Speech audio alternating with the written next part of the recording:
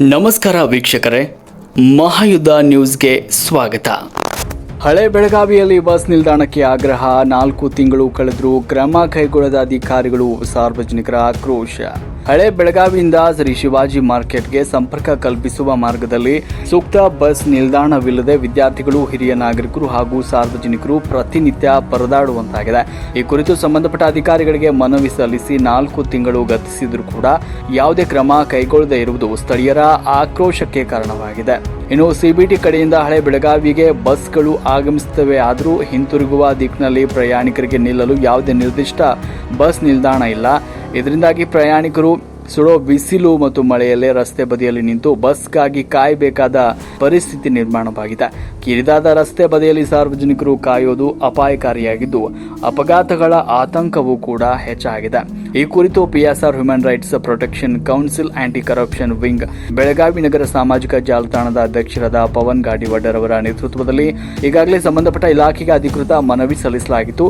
ಸಾರ್ವಜನಿಕರ ಹಿತದೃಷ್ಟಿಯಿಂದ ತ್ವರಿತವಾಗಿ ಬಸ್ ನಿಲ್ದಾಣ ನಿರ್ಮಿಸಬೇಕು ಅಂತ ವಿನಂತಿಸಲಾಗಿದ್ರು ಅಧಿಕಾರಿಗಳ ನಿರ್ಲಕ್ಷ್ಯ ಧೋರಣೆ ಮುಂದುವರೆದಿದೆ.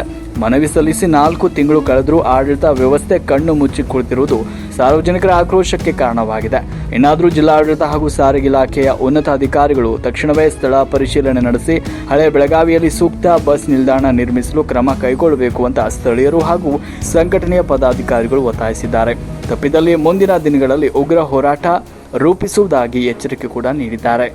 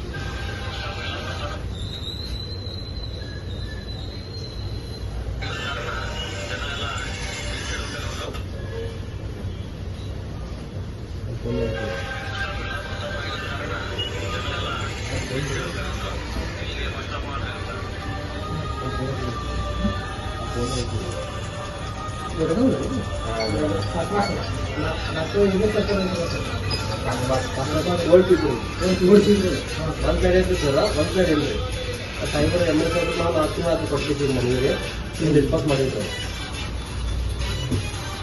ಆಯ್ತು, ಲೆಫ್ಟ್ ಸೈಡ್